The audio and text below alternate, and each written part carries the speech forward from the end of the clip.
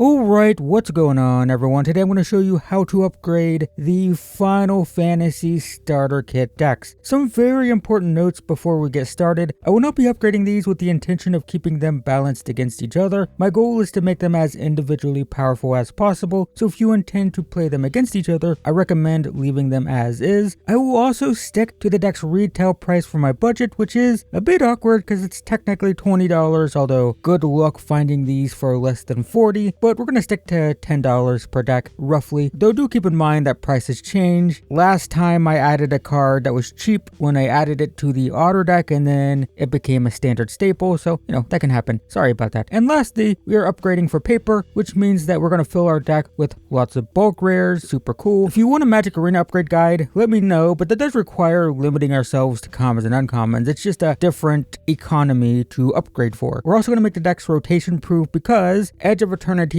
will cause standard to rotate, and all of the Dominaria sets are going to be rotating out. So that means, like, for example, the Boros equipment deck can't play the 4 Mirrodin cards because those are gone in like a month and a half or 2 months or whatever. And with the Dimir deck, there's actually lots of good block removal rotating, so curious to see how that turns out after rotation. So anyway, with all of that out of the way, let's start with the Warriors of Light deck. This is a Boros equipment deck that has equipment that makes tokens for itself with job select. Job select means when you play the equipment, you get a token and it attaches the equipment to it. Super awesome. The problem with this deck, well, it has lots of off-theme decks and just mediocre payoffs. These are like kind of whatever, not that exciting. So let's start by taking out Suplex for Chainsaw. Chainsaw has a lot of text, but the most important is that it deals 3 damage to a creature when it enters. So this is a removal spell, just like Suplex. It's 2 mana, deal 3 damage to something. However, the upside is after you play your 2 mana removal spell, it sits on the battlefield as an equipment, and whenever you kill something or whenever any creature dies, it gets a rev counter, and then you can equip it to give something +X+0, where X is the number of rev counters. That's cool, but the way you should look at this is just a removal spell that's going to sit on the battlefield a lot of time and just increase your artifact and equipment count, and then sometimes in the late game, you can throw this on a flyer and win the game with it, but it's a removal spell first. So similarly, we'll take out 2 Slash of Light for 2 Chainsaws. Slash of Light is fine. It can be a little bit awkward. It can also kill really big things. Chainsaw can also be a little bit awkward if the opponent doesn't have creatures, but if we're going to be playing kind of awkward removal spells that sometimes work and sometimes don't, I'd rather play one that's also an equipment that increases my equipment count. We want more equipment in this deck, which is why we're also going to take out Crystal's Chosen for a Machinist Arsenal or Machinist Arsenal, however you want to pronounce this, but Crystal's Chosen, it's a very powerful spell. It is also a very expensive and often uncastable spell. If you can cast it, it is insane, but it costs a lot. The Arsenal, on the other hand, has job select, so it's going to enter as a creature basically, and it gives a creature +2/+2 for each artifact you control. Note that we do have artifact removal, which will count for this, and also note that it counts itself, so bare minimum, this enters as a 3/3. Obviously a 5 mana 3/3 isn't good, but often in my testing, it's a 7/7 or 9/9 at least for 5 mana, which is awesome, and then if it dies, you can just equip it to something else and make something else massive. So it's a very powerful card, which is why we're also going to take out 2 Cloudbound Moogle for 2 more of the arsenals. The Moogle, huh? The Moogle's weird. I don't know why is this in the deck? I guess it's flying and can wear equipment, right? I guess that's the idea. But if you want a flyer for 5, you can do better than this, that's for sure. But I just want more equipment in the deck. I want to increase equipment and our artifact count. So let's just get this clunky, awkward, not very good 5 mana flyer out for one of the most powerful equipments we're going to have in our arsenal. See what I did there? You're gonna win a lot of games with this. It's big. You're gonna smack with it. Sometimes you can put this on a flyer. You have equipment that can grant flying, and you can just make this massive flying threat, and yeah, that's super cool. So next, let's take out, oh boy, Carl. We're gonna take out this cat thing for Adalbert Steiner. Now, the cat thing is fine. It's just slow. Like this sort of removal spell, being able to tap down a creature every turn, that sort of thing is usually good in draft, but in this deck, deck, it's hard to pump mana into it when we're already juggling playing spells and paying for equip cost. Our deck is already very resource intensive, trying to, get these equipment on things after the creature dies. So if you really want the removal portion of this, I would recommend just replacing it with a better removal spell. But Overlord is super cool. It's like Arsenal, it's going to get big, and it has a lifelink, which can be very swingy. You can be pretty far behind, land one of these, hit with it a couple times, and just be right back in the game. Only downside is it's legendary, which is a bit awkward, but expect this to regular be like a 2 mana 4/3 or a 2 mana 5/4 with lifelink. It's pretty good. Next, I want to take out 2 item shopkeeps for 2 Freya Crescents. So the shopkeeps giving menace isn't bad, but Freya has flying on our turn, so we get evasion either way. And in the early game, it's a mana dork that ramps us into bigger equipment faster. And in the late game, she's kind of terrifying, wielding chainsaws. Yeah, you can put your chainsaws on her and it can be a lot of damage with flying. I also want to remove the 3rd shopkeep for an extra Dragon's Lance. This isn't exciting, it's a kind of boring card, but we just want to increase our equipment count. This is a 2 mana 2/1 flyer that increases our artifact count, increases our equipment count, and it makes things like Overlord and the Machinist Arsenal that much better. So similarly, we're going to remove 2 Dwarven Castle Guards for 2 Dragon's Lance. The Castle Guards are okay, the idea being that we have 2 creatures that can wield equipment, right? The Castle Guard can get a bunch of equipment on it. If it dies, it makes another token that we can then move our equipment onto it. So like it kind of makes sense, but Lance provides its own token, so that kind of has us covered anyway. And again, I just want more artifacts and more equipment for the Arsenal and Overlord. So I want to take out the other Dwarven Castle Guards for 2 White Mage's Staff for precisely the same reason. The more equipment in this deck, the better. And this one, it's not that exciting. It only gives +1/+1. You play it and it makes a 2/2 that's going to gain 1 life. But the reason I like this is the equip cost is very low. One problem with these job select cards is the equip cost after the token dies is hefty, like 4 to 5 mana plus. So this one being 3 is actually a lot more reasonable to re-equip, which is nice. One final change is just a bit of an optimization, but I think it's worth taking out 2 Warrior Swords for 2 Samurai's Katana. So this is optional. It's just we're trading a 4-drop for a 3-drop. I'm trying to make the mana curve less clunky here. Consider it optional, but I do think that going from the 4-drop to the 3-drop just makes sense. There's a lot of clunky stuff in here, especially the removal. We'll talk about that in a second. So naturally, there are some cards that are too expensive for our budget. Let's talk about those. Within the Final Fantasy set, there's Cloud and Buster Sword, the Cloud being the 2 mana one. So Cloud can tutor up equipment and the sword draws cards. These two together are great. Cloud curves into Buster Sword, right? You can play Cloud, get a 3-drop, then play that. Super cool. But the prices, boy, are the wow. The prices speak for themselves. We're not going to be adding those to our casual starter deck. Less insane, however, is Kellen the Fade-Blooded. These ones are only a few dollars each, much more attainable. He's similar to Cloud for 2 mana. For his adventure, he can tutor up any equipment. So if you need a big creature, you can get the Arsenal. If you need flying, you can get a Dragon's Lance, right? Whatever equipment you might need, you can go get it. And then the creature portion is crazy. He has double strike. Double strike on something that wants to wear equipment basically doubles the power of equipment, right? Like if you add 2 power to him with an equipment, he hits twice, he's adding 4, right? He doubles the power of equipment that's attached to him. And then he's also going to pump the rest of your board based on how many equipment he's wearing. So you want to load him up with equipment. He has double strike, so kind of terrifying. And then everything else that's on the battlefield also gets bigger. And only a few dollars each, not bad. And if you want to add these more expensive cards, the worst cards in the deck at this moment are some of the clunky singleton rares like Rosa, Barrett Wallace, and Ultimate Weapon. It's not that these cards are bad, they're just not as good as Cloud or Kellen. Like Rosa's cool, kind of. I mean, 4 mana 2/3, but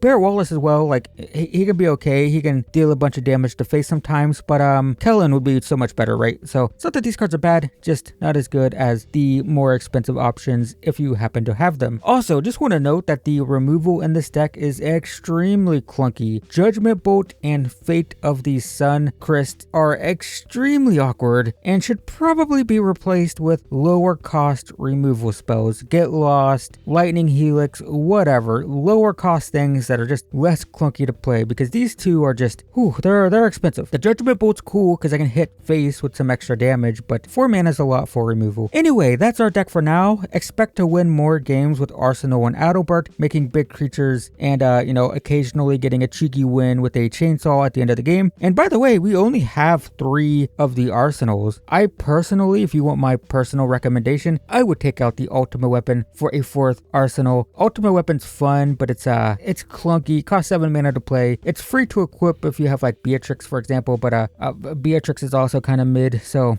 I'd rather have more arsenals. But anyway, let's move to the Villains of Darkness deck. This is an interesting deck. It's actually, I'm playing it, it's a lot different than I first expected. It's a lot different than my, when I talked about these, when I first looked at them, when they were revealed, when I talked about whether it was worth it or not. So it is a self-mill deck and it cares about the graveyard, but it's actually very spell focused. It has a lot of cards that care about spells, and even the like graveyard based things care about spells, right? Like the Scythe, or however this is pronounced, thing. What this deck actually is, it's a Dimir control deck. It wants to kill creatures, and then killing those creatures puts spells in the graveyard, which then powers up some of our graveyard payoffs. And there's some self-mill in there, sure, but it's really a Dimir control deck with a, get spells in the graveyard type of thing. The problem, of course, really clunky removal. My god, these are expensive. You really want your removal to be cheap, guys. The turn that you play a removal spell, you don't want to just play a removal spell. You want to play a removal spell and put something on board, which is why the best removal spells usually cost 1 or 2, with some exceptions, of course, but generally cheap removal. So these like 4 to 5 mana removal spells can be a little clunky. And there's also plenty of off-theme cards that just don't help very much. I mean, these are cool, but like, also why? I don't know. So let's start by taking out 2 Retrieve the Esper for 2 Zande.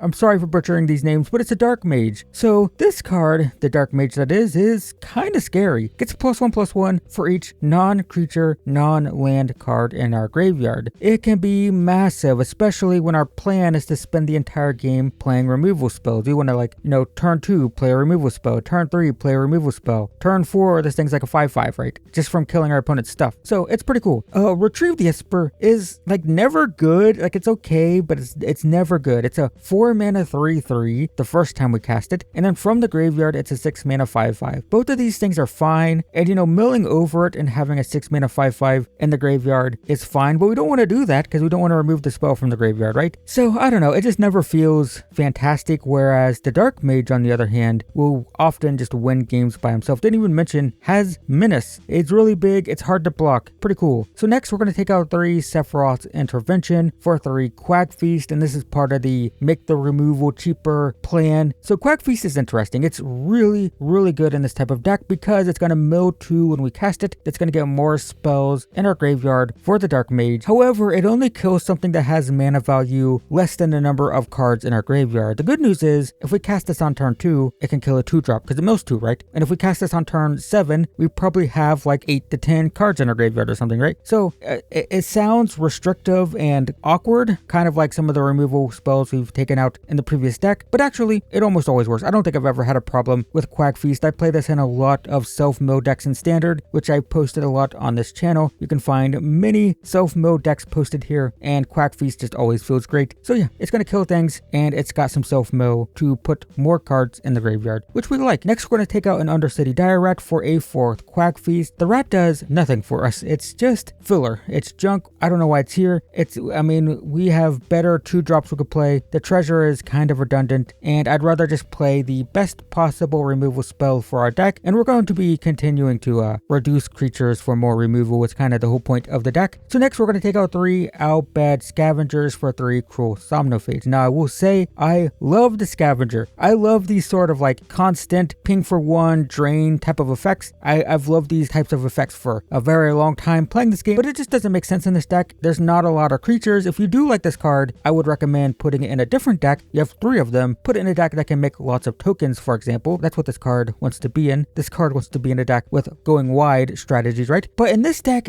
we don't have a lot of creatures, so why are we even playing this? I don't really understand it. It doesn't make sense in this specific deck. Cruel Somnophage, on the other hand, is terrifying. For 2 mana, we mill 4. We want to target ourselves because we want to get spells in our graveyard, or creatures, and then we can play the creature for just 2 mana, and it has power and toughness equal to the number of creatures in all graveyards. Now, I will say, we don't tend to rush this out fast. A lot of the decks that play this card will target themselves with a mill and try to make like a 5/5 or a 6/6 on turn 3, right? We're not doing that. More often than not, I find after I mill myself, this is like a 2 mana 1/1 at best, but it sits there in the exile zone, and a lot of times once you get into the late game, that's when it starts getting big, because if you look at the wording, it counts the number of creatures in all graveyards. So our plan, we want to mill ourselves to get spells into our graveyard for the Dark Mage, but then we're going to spend several turns after that casting removal spells and killing our opponent's stuff, and that's how this gets big. We don't get this thing big by milling our creatures into our graveyard because we're not going to have a lot of them. This gets big by killing our opponent's creatures. So like I said, the way I often play this, like turn 2 I'll mill myself, and then oftentimes I don't play the creature until like turn 6 or 7 or whatever, and then suddenly, you know, it's like a surprise, hey, I have this 2 mana 7/7 that's been in the exile zone this entire time. That's how this usually plays out for me. Really good card though, definitely recommended, and cheap, very nice. So next I want to take out Realm Sketching for a Cornered by Black Mages. So I don't really like copy effects like this unless I'm a combo deck. I don't really want to copy something unless I could just play a creature, right? I could just play whatever I want to copy, I could just play. I mean, I guess if your opponent cheats out something big, then you can copy it, but then that's not consistent. I don't know. I don't really like copy effects like this. Again, unless I'm trying to copy like a combo piece or something. But the Black Mage's spell is awesome. So it makes the opponent sacrifice a creature, which is very hit or miss because they could have like a 1/1 token to sacrifice or whatever. But after they do that, we get a 0/1 that's going to make the opponent lose 1 life every time we play a spell. My god, that's way more powerful than you would expect, especially if you can cast like 2 of these in a game. If you can get a couple of these out, you can sometimes just drain people out with a token, and it doesn't feel great for them to spend the removal on the token that you got with your removal spell, right? It just, like, some people will play like a cut down on the 0/1, and it's like, okay, so I forced them to sacrifice and I got a removal spell out with 1 card, which feels pretty good. So yeah, it's pretty good, especially when we draw them in multiples, but of course, if we want to draw them in multiples, then we need to add more. So we'll take out 3 Shinra's Reinforcements for 3 more Cornered by Black Mages, and this is another example of taking creatures out for spells. The creature's fine, the mill is nice, we're losing that, but we did add 4 Quag Feast earlier, so we kind of made up for it, it's fine, we're breaking even here. And we added the Cruel Somnophages too, by the way, and the creature is just a 3 mana 2/3. The life gain's nice, but that's whatever. And these Cornered by Black Mages, these Black Mage tokens are pretty brutal. I will say the worst thing about these is a temporary lockdown. That card is brutal, but guess what's rotating in a couple months? Temporary lockdown is in Dominaria, guys. This will be gone. So if you put these in your deck and you find yourself getting wiped out by this card, good news, it's going to be gone soon. Next, I want to take out another one of those Undercity Dire Rats for a 4th Omega Pixie. As far as 2-drops go, I just prefer the Pixie. It's got flying, so it's evasive. It surveils every single time it attacks, which can help us find cards we're looking for. If we need to find removal, we need to find a threat, whatever. Filtering is good. It also fills the graveyard. It's a pretty good card in this deck, and the Dire Rat is pointless. Why is this here? Which is why we're going to take out 2 more of the Dire Rats. They gave us 4 of these. We're going to take 2 of them out for Drag the Canals. It's going to make a 2/2 just the same. It's 2 mana, make a 2/2. And if we cast it on a turn that something died, and we're, as you may have noticed, we're much better now at killing creatures, we get to Surveil 2, so that's more milling and filtering. And then we get to make a clue token which can draw. So again, 2 mana 2/2s, they both do it. They're both 2 mana 2/2s. The question is, do we want a 2 mana 2/2 that'll give us a treasure when it dies, or do we want a 2 mana 2/2 that will sometimes Surveil 2 and give us a clue? I prefer Drag the Canals. I also want to take out Sahagen, whatever this is, for an opt. It's not reliable. I thought this was really good when I first read it, and then I realized that it only counts spells that cost 4 or more, and no thank you. It's too expensive. We're not playing clunky removal. We're not playing clunky spells. I just don't want this. So opt is great. It filters, it replaces itself with another card, and then it's going to go into the graveyard. graveyard and increase our spell count for the Dark Mage. Finally, I would consider this optional, but I think it's worth taking out 2 Evil Reawakened for 2 more ops. So I think Evil Reawakened is pretty cool. I think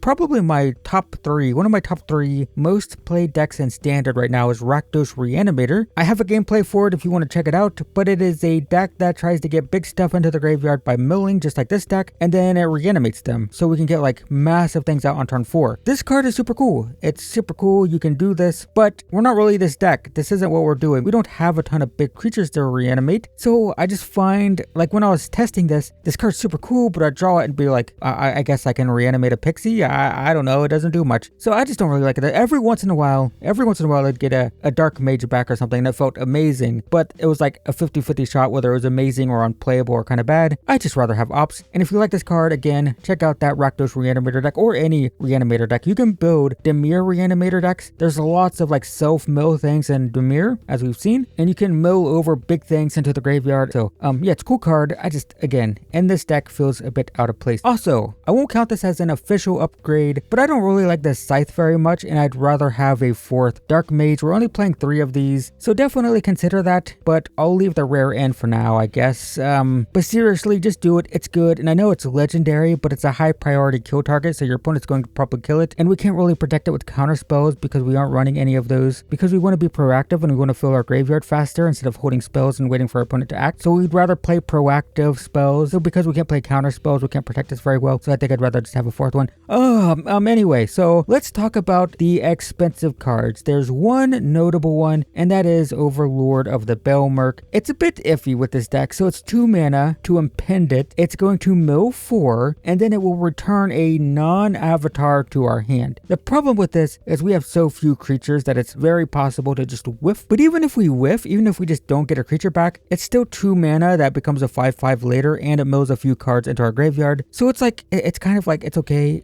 Yeah, it's fine, but it's definitely not worth the price that it's currently fetching. I wouldn't pay this much for it in this deck. It is an awesome card that I have played a lot on Magic Arena, just not necessary for this. I would recommend though Restless Reef. This actually isn't even too expensive. I just don't know if I want to spend money on mana for a casual silly deck, but it's a 4 mana 4/4, or it's a land that animates into a 4 mana 4/4 that when you attack with it, you get to mill. You can mill yourself. You can target yourself, mill 4. Winter Night Stories is also pretty cool. It draws a bunch of cards and you have to discard, but you can just discard a creature and bring it back later, something like this. So it's a pretty cool draw spell for this deck. But anyway, that's going to be it for this deck. Here it is. I will post the deck list in the description below, and if I forget about that, feel free to say, hey, you forgot the deck list, because there's a chance I will. But yeah, go check the description if you want the full deck list that you can just look over anytime you want. There's plenty of room for improvements, as we only spent $10 per deck, right? So we could definitely take these further if we wanted to, but this gets you a much more powerful deck for very little investment, which was my goal. So hopefully that was helpful, guys. Let me know if you want to see some gameplay with the upgraded versions of this deck. Don't know if there's really anyone who cares about that, but maybe you do, and maybe I can post that later. I don't know.